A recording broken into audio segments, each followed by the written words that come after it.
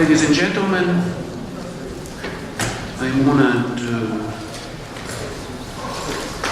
to start the second panel and to give the floor to Dr. Professor Andris Sprūds, Director of Latvian Institute of International Relations Affairs. And he will lead the session Eastern Partnership in Central Asia, Priorities of Latvian Presidency of the Council of the European Union. Please, Andris, I'm giving floor to you, and you could introduce the panelists. And the time schedule is 1 hour. Yes. Thank you.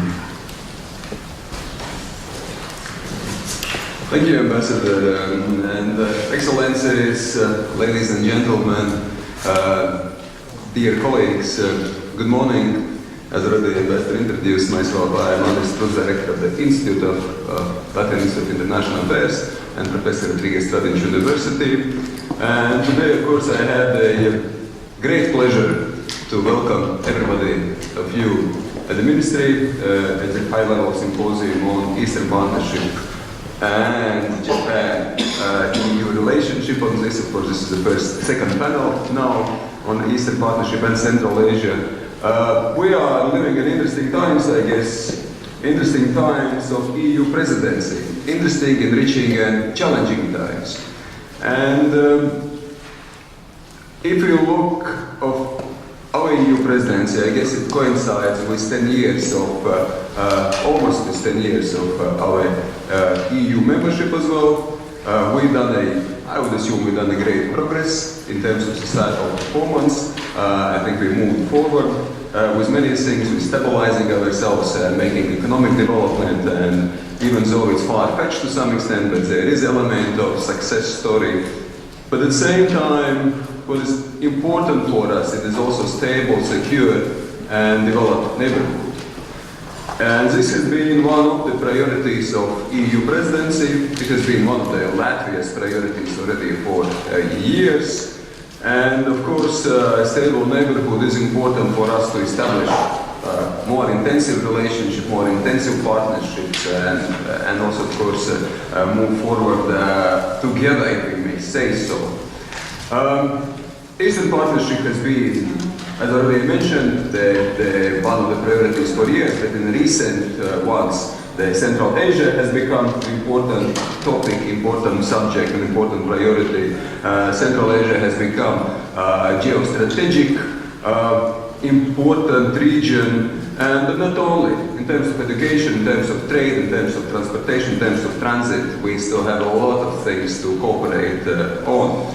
And of course, to cooperate on together with our wider partners, including with Japan, with like-minded nations, as it was mentioned here in the previous panel.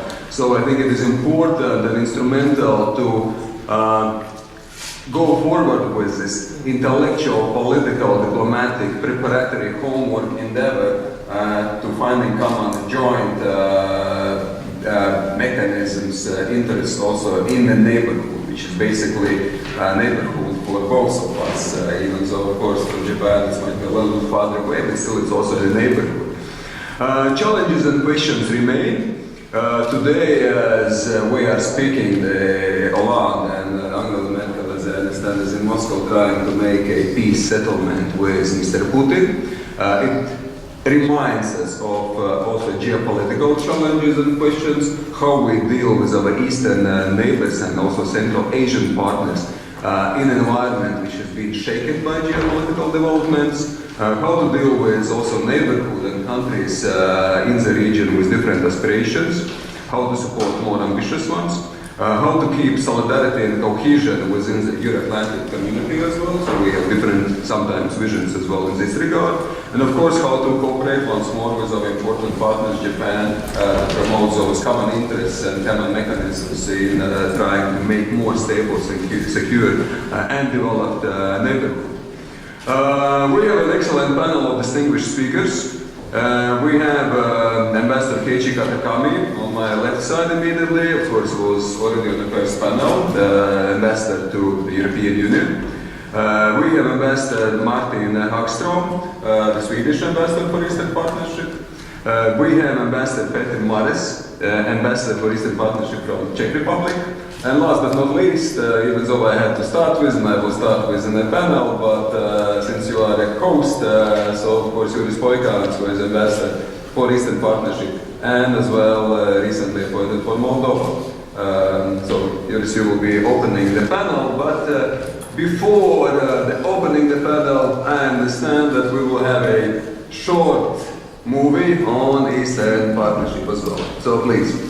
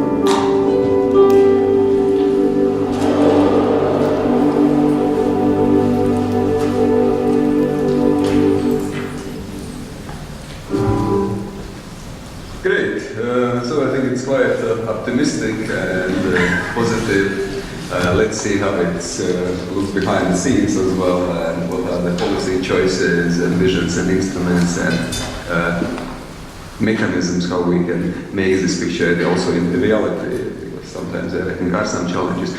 Juris, you've been already dealing with Eastern Partnership for years, and I think you are very knowledgeable on this, and now we are in charge of sort of pushing, adding to the momentum of Eastern Partnership. And of course, one of the important events will be the Eastern Partnership Summit, which will be accompanied by a couple of events, including also what was mentioned here by civil society engagement as well. But if you speak about the summit itself, so what are the deliverables? What are the important things to accomplish to make the summit a success story, but I would say even more importantly, to make the Eastern Partnership in a longer term perspective a success story, or the policy which started already years ago and was, you can say, again, inaugurated and launched in 2009. So what should be done now?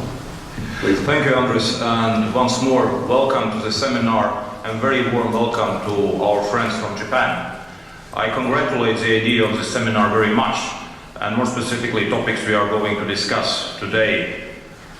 As we were discussing today during the first session, we are strategic allies, Japan and the European Union, and it's very important that we focus on issues which are mutually important for both of us. The Eastern Partnership is an important part of the EU foreign policy, of the EU neighborhood policy. At the same time, the third session, which will concentrate on the eastern part of Asia, is a topic which is crucial at the same time also for Japan. Trying to foster joint understanding and joint positions on mutually interesting and important foreign policy issues is the aim of the seminar, and I very welcome very much the idea of the seminar once more. I would invite a bit to look at the Eastern Partnership from a historical perspective before coming to the summit. After the end of the Cold War, the unification of process of Europe has taken very, very active turn. As you know, in 2004 we had 10 countries which joined the European Union. Later followed on with Bulgaria and Romania, Croatia. The Balkan countries have the European perspective. And actually, when we discuss the Eastern Partnership, 6 European neighbors of the European Union, I would say we are coming to the edge of possible European integration. According to the Article 49 of the Treaty of the European Union, every European country has the right to join the European Union. This perspective is not explicitly stated when it comes to the countries of Eastern Partnership, but in general we view the Eastern Partnership as a part of constructing Europe whole and free. And I'm completely convinced that a unified Europe, based on the same set of values and priorities, can be a very valuable partner for Japan. But when it comes to the Eastern Partnership, as I mentioned, this is a part of the European neighborhood policy. And primarily the Eastern Partnership is a policy of the European Union, and the European Union is taking major and most care about the region on implementing and executing this policy. And our aims in this part of the world is very simple.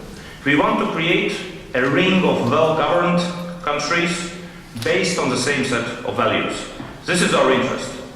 We don't seek geopolitical domination in this part of the world, regardless what other countries are saying that we do. But our interest is to have these countries closer to the European Union and try to develop these countries according to the understanding of European rule of law. At the same time, you have noticed in the past year, and more specifically in the past months, that the Eastern Partnership has become the focus of very serious attention. More specifically with the crisis in Ukraine. Some are claiming that the Eastern Partnership in a way is to be blamed for the crisis in Ukraine. I can't agree with that. Because the Eastern Partnership, as I mentioned, it doesn't see geopolitical domination. It allows every country, every neighbor of Europe, to choose its level of engagement and development with the European Union. We respect the choice of every partner in seeking ties with the European Union. As you know, Belarus is a part of the Eurasian Economic Union. Armenia decided to become a part of the Eurasian Economic Union. Azerbaijan is trying to have an independent stance towards both, but Moldova, Ukraine and Georgia decided to sign the association agreements, entering into much deeper and more active relations with the European Union. And it's extremely important to respect these choices. The Eastern Partnership is not about creating spheres of influence. You know how the creation of spheres of influence have affected the European continent in the past. So the key element here is really accepting the choice of every country, how far they are willing to go in relation to the European Union. When it comes to the summit, understandably the summit takes place in a difficult environment. We still have war in the eastern part of Ukraine. And when you look at the summit which takes place on May 21-22, we do not know how the situation will evolve in the eastern part of Ukraine. We have European leaders, namely French and German, today traveling to Moscow, discussing with the President Putin how to get out of the crisis. Because, as I mentioned at the very beginning, we don't want to create new dividing lines. We don't want to have the conflict in the center of Europe once again. So that's why it's extremely important to find a long-lasting ceasefire before Riga summit, so that we have at least some stability on the ground in Ukraine. And the summit itself, it will be a manifestation of the European interest in having closer ties with the countries of Eastern Partnership. We want to have closer ties. We want to advance relations with these countries because this serves European interests, and we believe that it serves also the interests of these states. At the same time, I already mentioned, we face 6 different partners. This is a not homogeneous region, like Central Asia is not a homogeneous region as well. We have different interests, different historical perspectives. Let's say when you look in the situation of Belarus, for example, close strategic partner of Russia, but still trying to find its place within the Eastern Partnership. So the summit itself will recognize this difference, will recognize this differentiation among the partners. At the same time, we see it's of utmost importance to have the Eastern Partnership as a joint platform in relations with these countries. We have developed institutions for the Eastern Partnership. We have summit every 2 years. We have ministerials, we have multilateral cooperation, which has proven pretty successful. Maybe a couple of words why this issue of the Eastern Partnership should be important for Japan, from our point of view. It was discussed already in the first session. We share joint interests of long-term stability and prosperity on a global arena. What's happening in Ukraine cannot serve our interests. We are believing in the primacy of international law, and the annexation of the Crimea is contrary to this notion of international law. We are allies, as I mentioned at the very beginning, which means we need to try to develop joint understanding of the issues of our mutual interest. And at the same time, my colleague Martin will speak more, sharing common aims and interests, we can both supplement each other in different parts of the world. I think Mr. Berkowski mentioned already during the first session about the support of Japan to stabilization efforts in Western Balkans. I believe we can have the same example of these stabilization efforts in Ukraine. We will have the Reforms Conference, State Secretary mentioned the Investors Conference, but it will be a Reforms Conference on Ukraine in April, which will serve as an important platform for stabilizing Ukraine. And here I would say not only Japanese, but Canadian, American, Korean support can be very essential. Thank you very much for noting that. And looking, I would say, in a short-term perspective, I more specifically will stress especially the role of Ukraine and the possible Japanese support. So I will stop here. Thank you, and I will be happy to answer questions.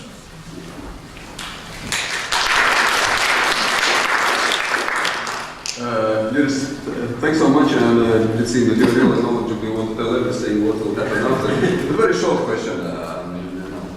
You said about, of course, some progress has been made and association agreements have been initialed and signed. Is there anything else what we can offer to those countries which have signed those association agreements? Or is that it? When we were offering association agreements, I believe we were realistic. And political association economic integration agreements, maybe just small explanation for our Japanese friends, these are far-reaching agreements. These are agreements. This is not only about free trade. This is about reconstructing economies and structures of these countries. Actually making these countries a part of the European, I would say, space, not being part of the European Union at this moment. So these are far-reaching agreements, and when we discuss EU-Japanese strategic partnership agreement, definitely it's a question where these three countries fit in. At the same time, it's quite clear, as I mentioned at the very beginning, you have different level of ambitions. You have Moldova, Georgia, and Ukraine saying we want to become a part of the European Union. You don't see it from Azerbaijan, Armenia, and Belarus.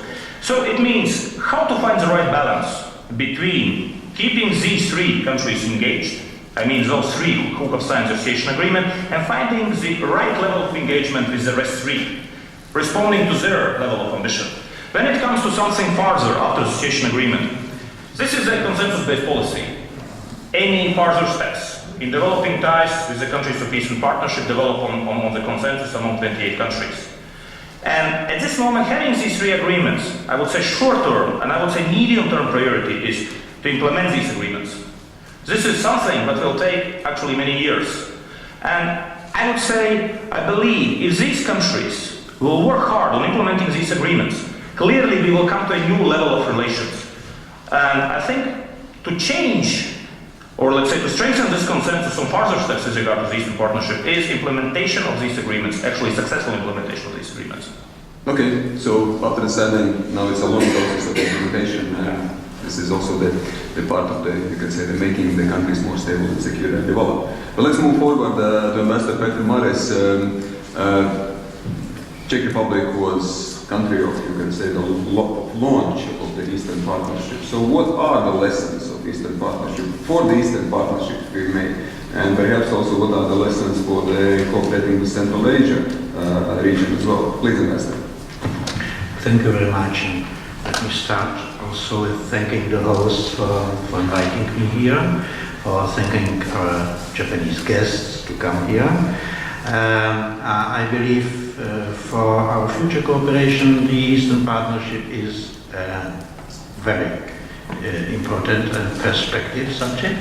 We already have some kind of cooperation in this field based on format of V4 Japan. We already had several seminars, and Japanese are supporting some Visegrad 4 projects in the countries of the Eastern Partnership, and we are very grateful for it, and we hope it will develop in the future, not only in the format V4 Japan, but also in the wider EU-Japan format. Well, what are the lessons of the last 6 years since the Eastern Partnership was launched from Prague? Sweden and Poland being the parents of the whole program, giving for us position of something like good fathers, and we are very proud of it. First of all, I believe that the biggest achievement of these 6 years is the fact that we do have Eastern Partnership policy.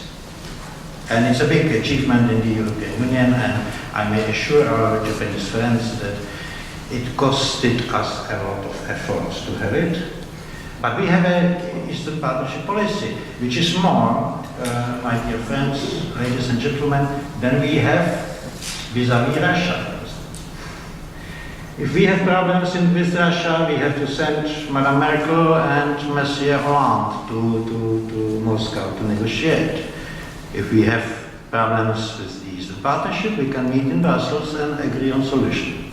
And it makes an enormous difference. And I must confess, here in this not so big meeting, that we in Prague would prefer the Eastern Partnership solution, or Eastern Partnership decision-making process, instead of Big Two or Big Three making the negotiations for us. Now, how can we use the experience of these 6 years for cooperation with 5 countries of Central Asia? First of all, let me say that I believe it's a good idea. Because we learned a lot on the level of how to transfer our transformation experience to other countries during these 6 years. We learned, first of all, we all were newcomers into the European Union. We were very proud about our transformational experience, and we keep declaring that we are the ones who can share this experience. But the first lesson, I believe, is that no experience of this kind is transferable completely.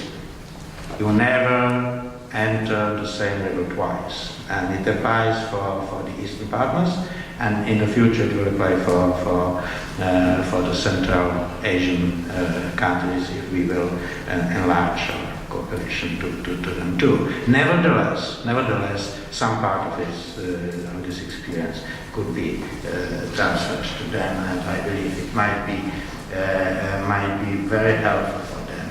What are the fields I would expect this experience could be applied most effectively? And I'm glad that the presidency picked up these fields as the fields of their primary interest. Well, education, for sure. To make this part of the world a part of our system of education, it would be enormous added value for both us and them. Transport, undoubtedly. Everybody would have some advantages in cooperation. This field, in spite of the fact that I must confess that we haven't done as much transport in the Eastern Partnership as we should have. Nevertheless, even the mistakes and error committed during the formulation of the Eastern Partnership could be used in this field. To the education, I would add another 1 minute. Okay. Another field. It's the healthcare, it's environment, and border cooperation another field of cooperation, which is very effective in our Eastern Partnership policy, and this is the field I believe we could develop. What is the danger of this enlargement of our efforts based on Eastern Partnership to Central Asia? We have to be very careful not to melt the Eastern Partnership into a wider environment.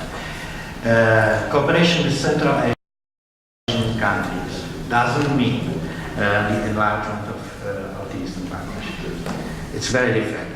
The Eastern Partnership will continue to be based on shared values, and it will be the policy of the European Union for its neighbors in Europe. It's the difference. And maybe the last sentence, even in our thinking about future EU-Japanese cooperation in Central Asia, there will be always an elephant present in the room, and the question what the Russian reaction will be will undoubtedly be one of the crucial questions to be answered from this point of view. Thank you. Thank you, Ambassador. Thank you for exactly connecting those things. Connecting two regions, connecting the Eastern Partnership region with Central Asia. I think it is important to think in what are the commonalities, what are the differences, what are the challenges as well. And of course there are differences, we should not forget about them. At the same time, I think I mentioned couple of really important things, including, I think, one what I would underline is about education. Education is a common for the whole region. Education is a field of interaction where we can enrich ourselves, where we can learn and we can promote interests, and to some extent also values, and I think to share that. As in the recent, I participated in Central Asia conference, and Kazakh non-paper was underlining that perhaps this understanding is yet missing, and I think also education is one of the things which increases mutual understanding among all participants and makes all sides as stakeholders in the process. Anyway, let's move forward to Ambassador Martin Hagstrom, and I would immediately have a very kind request. I am starting to like papers to send for this 1 minute, so please, 7 minutes. Sweden has been, as it was mentioned, oh thank you, excellent, I'll send it back soon I guess. Sweden has been godfather of the, as it was mentioned, godfather of the Eastern Partnership. Are you happy with being godfather? Or now you are somehow with the governmental changes, you might see some, you can say, change of the role of Sweden as well in Eastern Partnership. How you assess what you sort of contributed and what is Eastern Partnership as an initiative, how successful it has been? Please, Martin. Thank you. Yes, no, we are definitely happy that we, together with Poland, and not only with Poland, also with the Czech Republic, with Baltic states, were the countries in the EU which initiated this policy way back in 2008.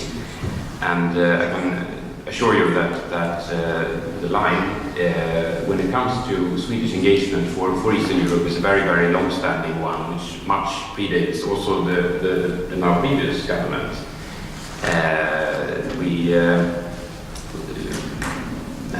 took a very strong stance from the beginning during as a member of the EU for further EU enlargement, with very extensive programs also supporting that aim, including in this country and in other countries in the region, and the same policy is being pursued now by the current government.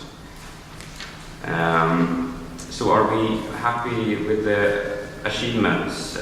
So it's clear, I mean, what has been said now, this policy is now being challenged. It's being challenged most of all externally by Russia, by an outside power which did not challenge the policy initially to this extent, but more and more, and especially during the last year, has made it very clear that the aims of the Eastern Partnership are not shared by Russia. There are internal challenges also in the partner countries. We would like to see much more reform progress in many of the countries than we have seen. But that being said, I think there are a number of really important achievements in this policy. This was touched upon already by my colleagues. It is clear that we do have a much closer cooperation now with these countries than we had before. And I'm certain that we have a much closer cooperation and relations with these countries now than we would have had if the partnership had not been initiated. Because what these partnerships did was that it also focused minds in the EU. It focused the EU on this region. It's much higher on the agenda. Even before this crisis now, it was much higher on the EU agenda, Eastern Europe, than it used to be before that, when we deal with these countries one by one. For a big country like Ukraine, it means it will still be on the agenda. For the smaller countries, they were very seldom on the agenda of the EU. Now, with this partnership, this region is much higher on the EU internal agenda. These closer cooperations, of course, they're very different from different countries, but especially the association agreements and the deep and comprehensive free trade agreements are very far-reaching. Actually, I don't know if many people have looked into them in much detail. When they were ratified by Parliament, we had them printed, and it's a pile of books this high, the 3 agreements. So it takes some reading. And I think what is quite unique with these agreements is that they are not, they have no end, kind of. There's no set limits to how far you can go. They're extremely ambitious as they are, but they can become more ambitious by mutual agreement by the parties.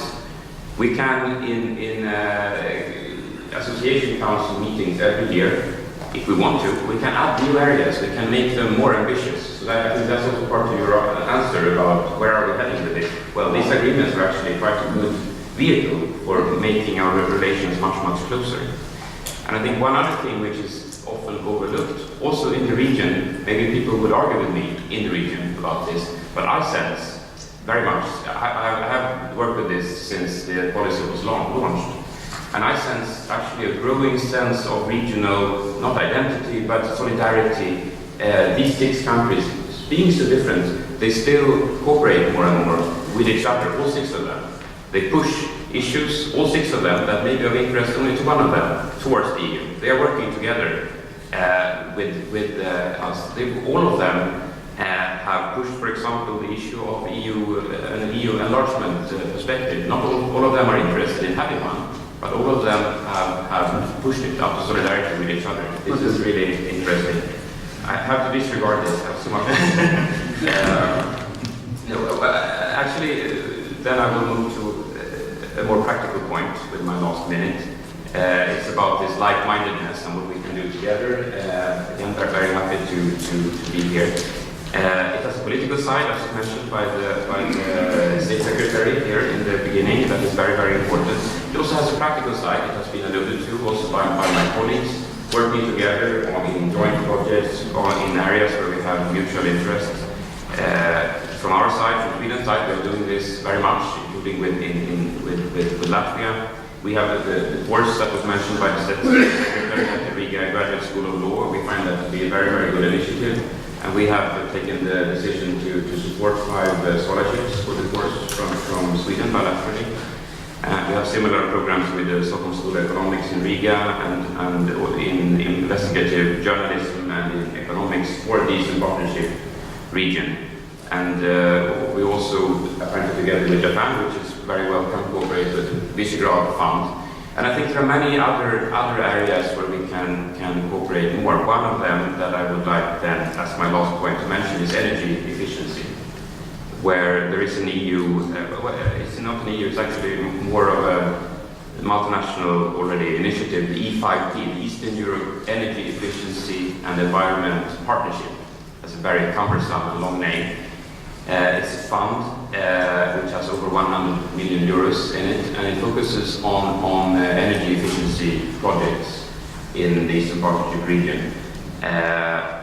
The US is a partner in that and has contributed money. The Eastern Partnership countries have contributed money, and a big number of EU member states have. And I think that's one very promising possible area for further cooperation. Thank you, Ambassador.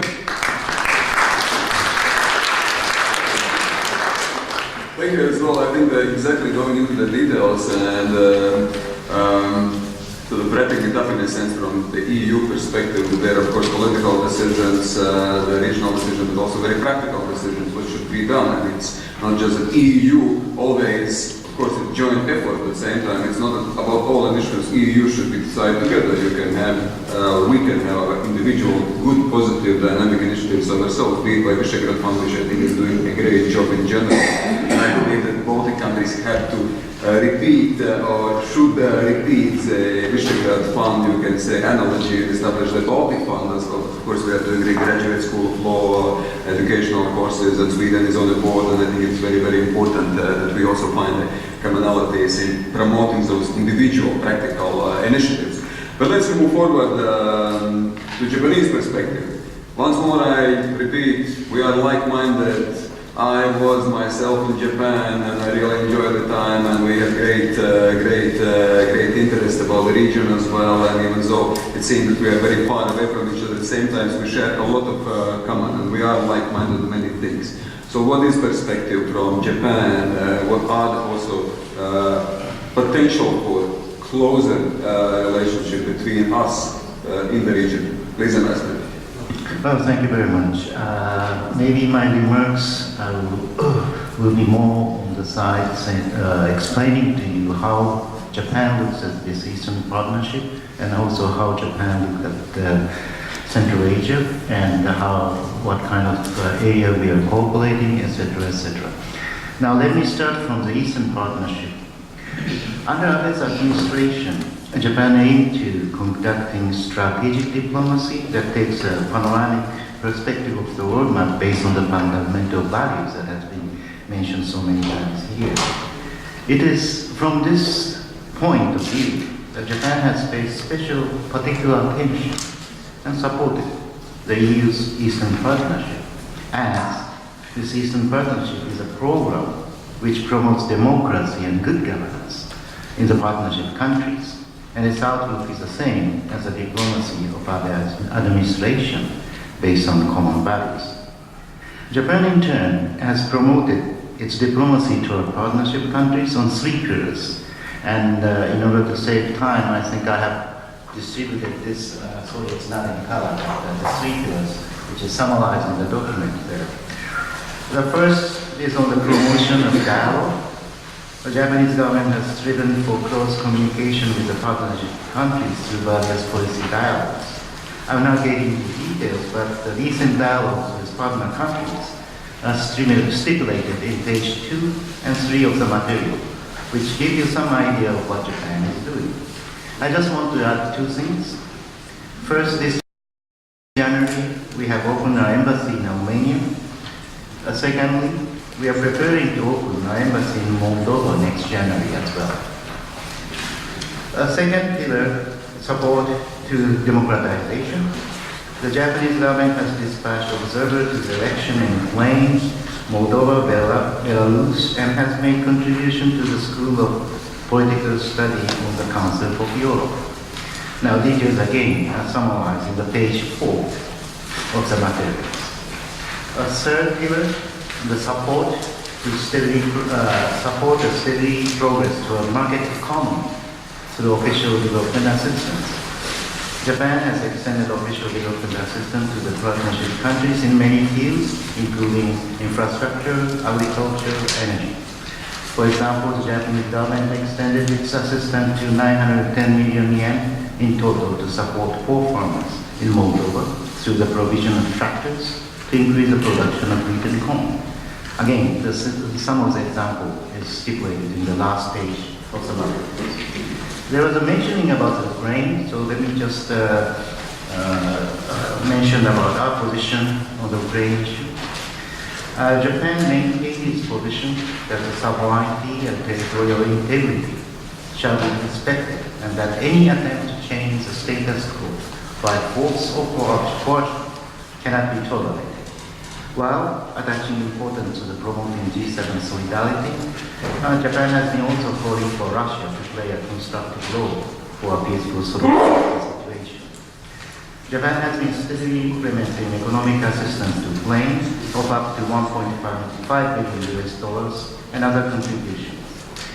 In addition, Japan is now preparing for the provision of fresh assistance worth about $16.6 million US for the recovery of the eastern Ukraine and is ready to provide at least $300 million US to planes with a view to help in stabilizing its economy. Now, having said that, allow me to move on to the Central Asia.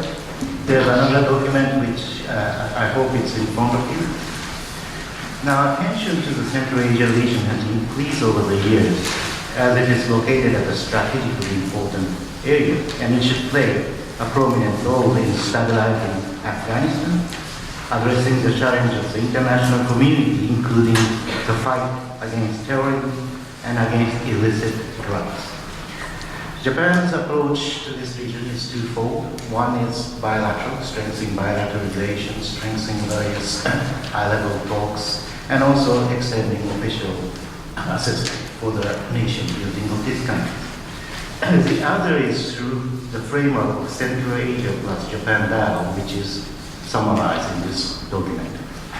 In 2004, Japan launched this framework as it considered it vital to promote regional cooperation for the stability and prosperity of Central Asia. So Japan has since played kind of a role of catalyst for regional cooperation among 5 Central Asian countries. Various mechanisms has taken place, which is also, I won't get into detail because of the time constraint. Lots of foreign ministers, regular meeting, expert meeting, all the things happen in here. Talking about Japan and EU, and Japan and EU have adopted similar policy for Central Asia as they place similar importance in the region and have similar assessment on the challenge of the region. We have also, Japan and EU have been engaged in a strategic dialogue on Central Asia for some time now. We have also co-sponsored 4 seminars on border control in Tajikistan in order to tackle the smuggling of illicit drugs and weapons. And Japan and the EU have transferred their know-how on borders control to the public servants. And I would like to make public such a good example of Japan-EU cooperation. I believe it's a common interest of both Japan and EU that Central Asian countries maintain stability and achieve self-sustaining development through countering the influence of so-called extremists and also free from being placed under overwhelming influence of certain specific countries. So we hope that the cooperation between Japan and EU, natural partners sharing common values, will continue to prosper as it's quite obvious that it will be more effective and conducive to achieving results if we join hands in our efforts. Thank you very much.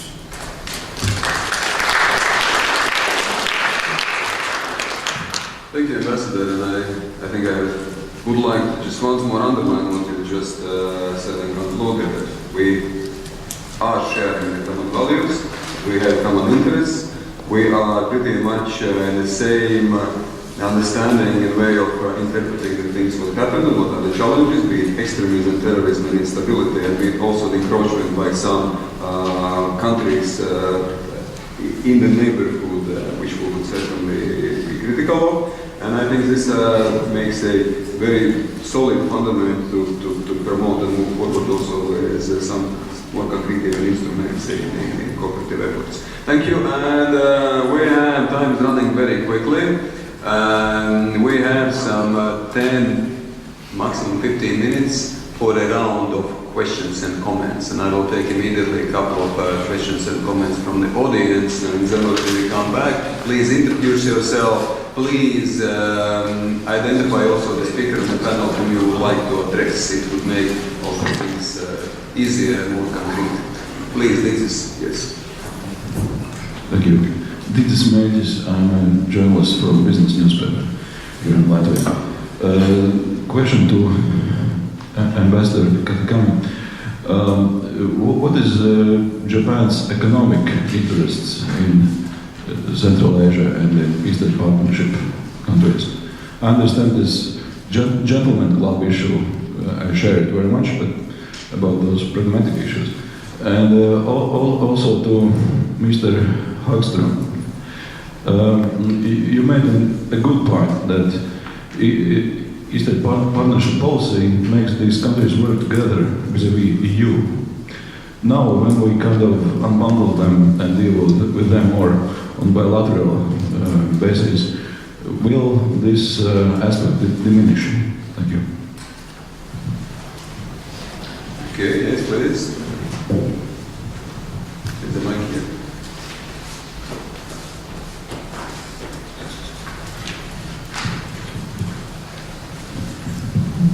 Let me first apologize that the ES could not send the panelists to this important discussion about Central Asia and the Eastern Partnership.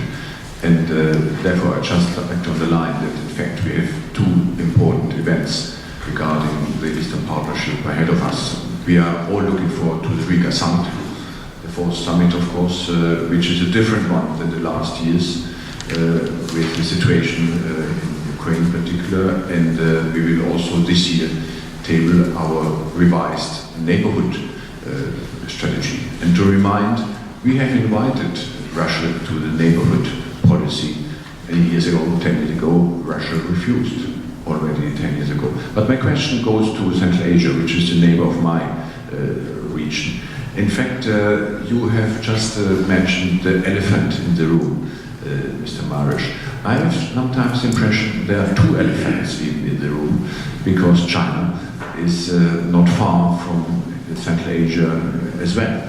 There is a political link from old times, but there is very much the new Silk Road, also an economic link.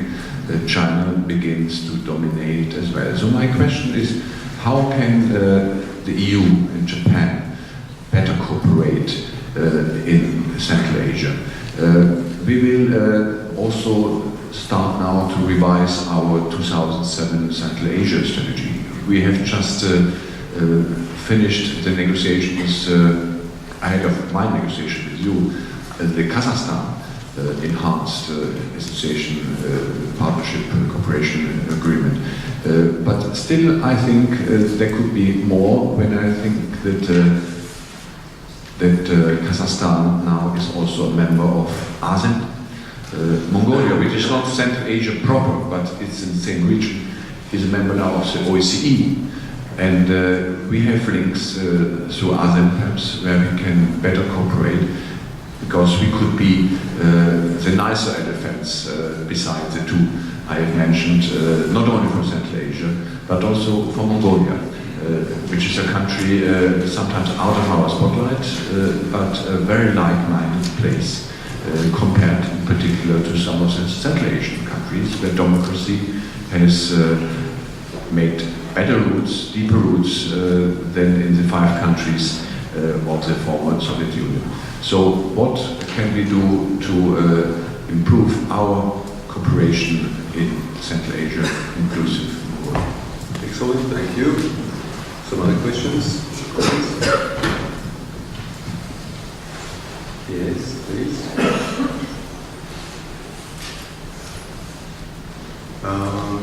No questions. In this case, I perhaps should play a devil's advocate a bit at the end of the session as well.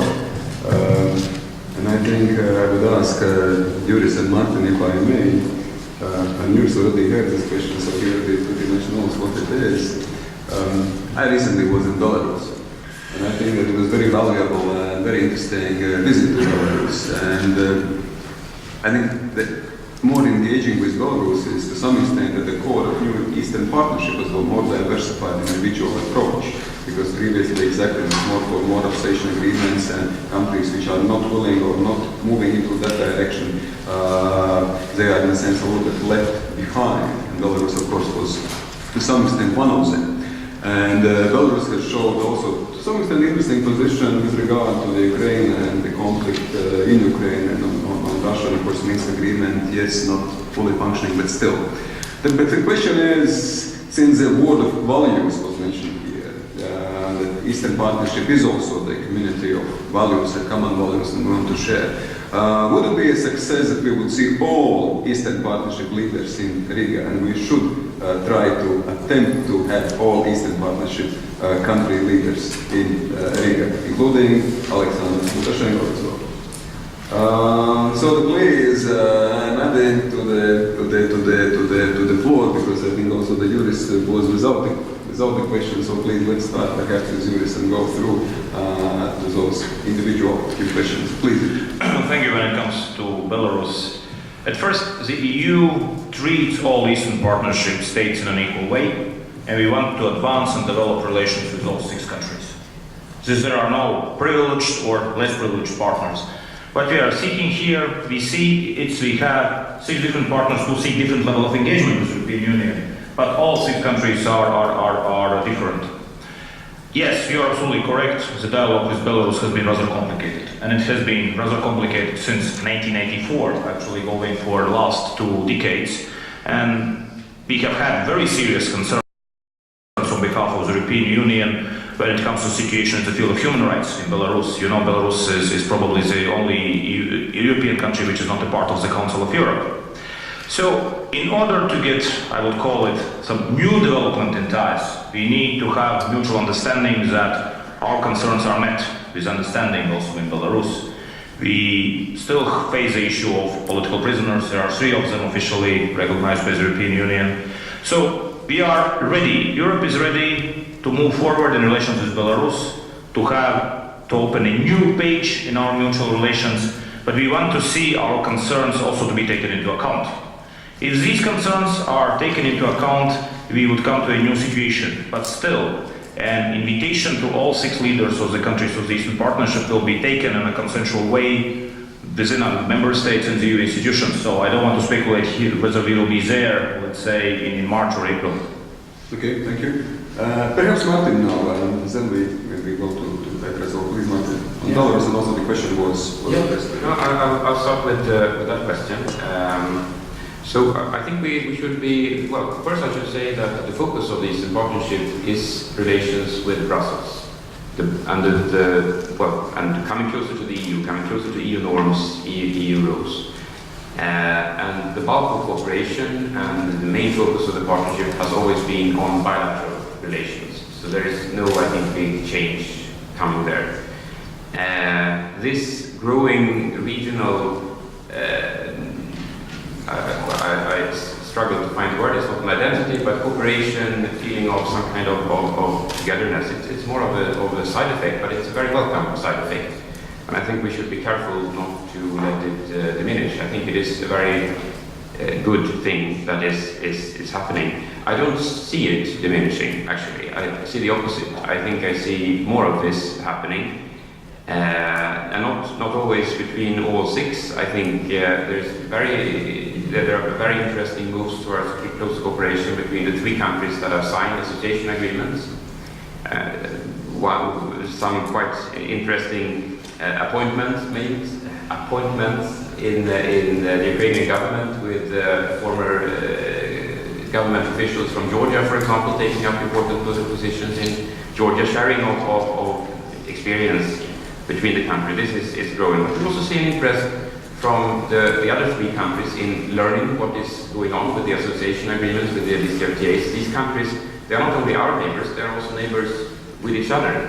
They trade with each other, they are important to each other. So I think based on that, I see this actually only growing. But it's a good question. I think we should be careful and keep that in mind. On Belarus, I don't think I have so much to add to what Juris said.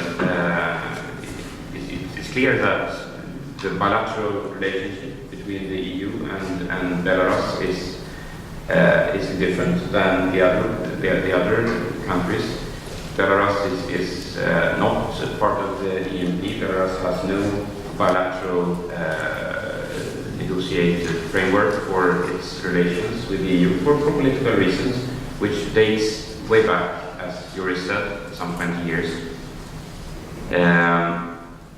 Many of the leaders of Belarus are also on a sanctions list and are prohibited from entering the EU unless we have a unanimous position in the EU allowing them to get the visa, despite the visa ban.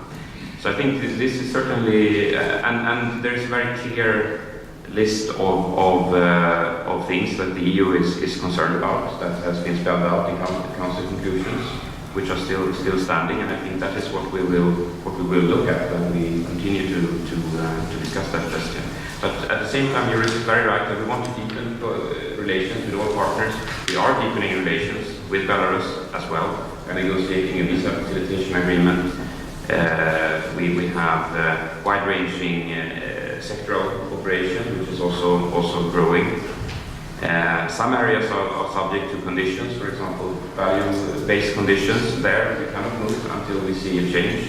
But I should also say, for us, for example, for Sweden, I think we are the biggest or second biggest bilateral donor to Belarus, and we have been for a very long time. Despite this situation, focusing very much on areas like environment, for example, or development of the market economy, democracy issues, and these are things that we have throughout this whole period we have seen as very important, and we continue to see them as important. Okay, thank you, Martin. I can just add, I think, on behalf of Belarus, paradoxically, that this is the only country among the Eastern Partnership members without any territorial conflicts within the country and beyond the country. So the rest of the 5 countries actually have some territorial disputes, and of course this is one of the elements also in our engagement, or it might be.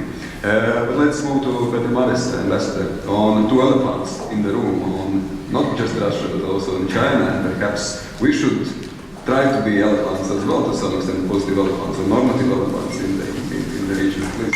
Thank you, Andris, but let me make 2 short comments on previous questions. First one on Belarus and the fact that they do not have any internal conflicts. The question is whether it's not because their relations with the European Union is less developed. Because during the last 6 years I noticed that when you develop deeper your relations with the European Union, you take a serious risk that your internal conflicts may be supported from outside. So there's no need for the eastern neighbor of our eastern neighbor, Belarus, to do anything so far. So we'll see. And I hope the situation in Belarus will continue to be as peaceful as it is. Another comment is on solidarity among our 6 partners. It needn't necessarily be a positive side. I remember 4 years ago in Warsaw when we were trying to convince them to join us in our critical remarks on behalf of Belarus. You remember it was the time when Lukashenko sent to prison all the representatives of opposition. We spent together with Stefan Fila all night trying to convince them that it would be nice of them to join us. And they rejected. It was another different demonstration of their solidarity, but I completely agree with Martin. Lately, this solidarity has dominantly positive results, and well, I believe Vladimir is helping us. And they feel more need for solidarity and more need for cooperation with us. And finally, about elephants. I still hope there is some space. If you've got 2 elephants in a room, well, it might be difficult. And if somebody is able to find a space free in this overcrowded room, it could be EU in cooperation with Japan. Somebody said, I'm afraid it was Andris, that Eastern Partnership is also about values.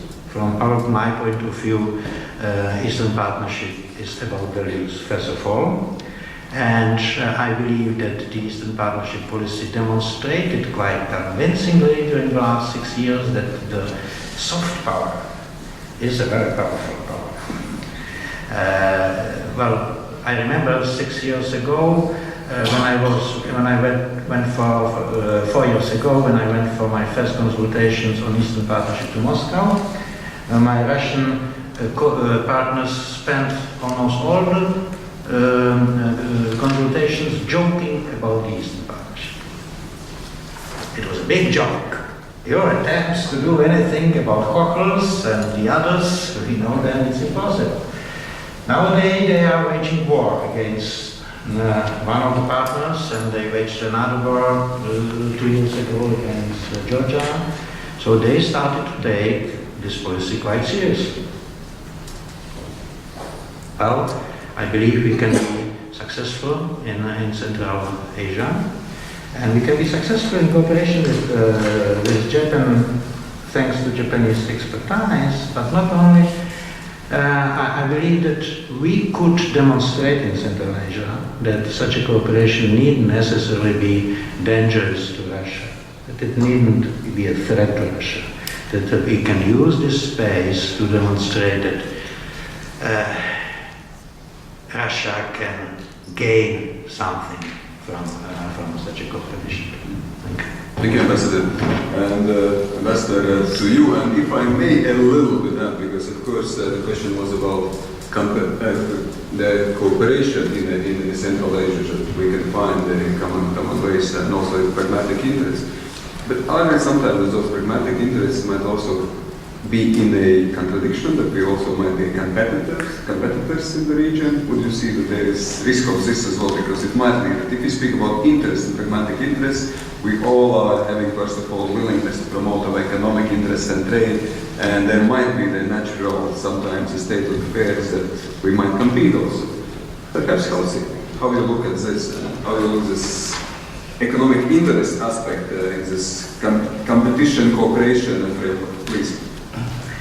Thank you very much. I'll be responding in short, and usually I start from the last question, because I sometimes forget after answering the previous question, but it relates to the economic interest, to your question as well. I don't deny any economic interest exists, of course, in terms of our policy vis-a-vis our interest vis-a-vis Eastern Partnership or Central Asia. Of course, especially Central Asia, they have a rich natural resources. But I would say the major part of our interest lies in more the political aspect. As I said, we want to have this country maintain stability and also achieve self-sustaining development, maybe free from overwhelming influence of certain specific countries, whatever the size of the elephant be. So that is our basic policy vis-a-vis these countries. And the conflict of economic interest, as I said, it's fine. I mean, there's a lot of room that Japan and EU can cooperate in terms of various aspects, under democratization of free market kind of things. And as I said, we already have a good example of border control measure together with Japan and EU holding seminars, which was very constructive as well. And if it comes to some economic interests based on market principles, then we fight, and that's a healthy thing to see. But I think that we haven't reached that stage yet. So I think it's, as has been mentioned, a long time ago I was one special representative vis-a-vis Central Asia, and I've been in Brussels to have strategic dialogue with EU and also visit the Central Asian country.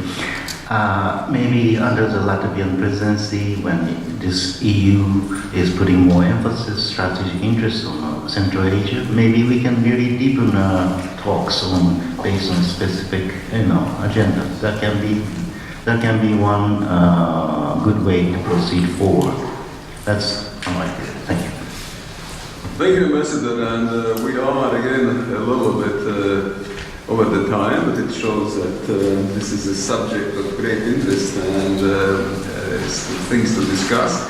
If I have to wrap up, should be, because of the time, very short, but not only because of the time. I think that many things already have been said. We live in challenging and interesting times, like might be repeated. Of course, there are a number of challenges as well, but at the same time, I think windows of opportunities remain open, and still there are also some windows of opportunities which are being opened in the process. These regions are important.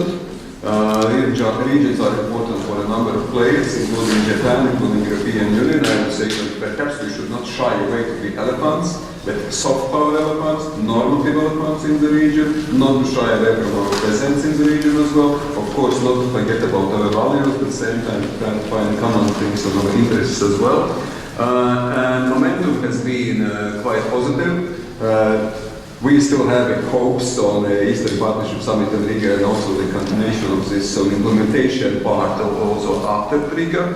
I think Central Asia, it was mentioned, the Central Asian strategy has been reviewed, and I think there is a positive momentum, and it is understanding this is a strategically important region as well, which has also the big economic potential, educational potential as well in terms of cooperation. And last but not least, at the very end, once more to underline like-mindedness, partnerships in the process are important. Partnerships within the European Union, partnerships with our partners in the region, but also the wider regional partnerships. And here again we come back to EU-Japan partnerships as like-minded who have common interests, common values, and also I think can cooperate in many regards in these two regions. So thank you so much, and I would ask kindly to join last round of applause for the speakers. But before that, we have, I guess, 15 minutes coffee break. I'm sorry, Renas, I'm taking away your order. That's fine, we do the duty. But please.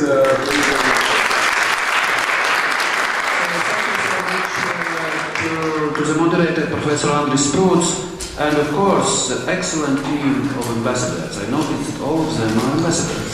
Thank you so much.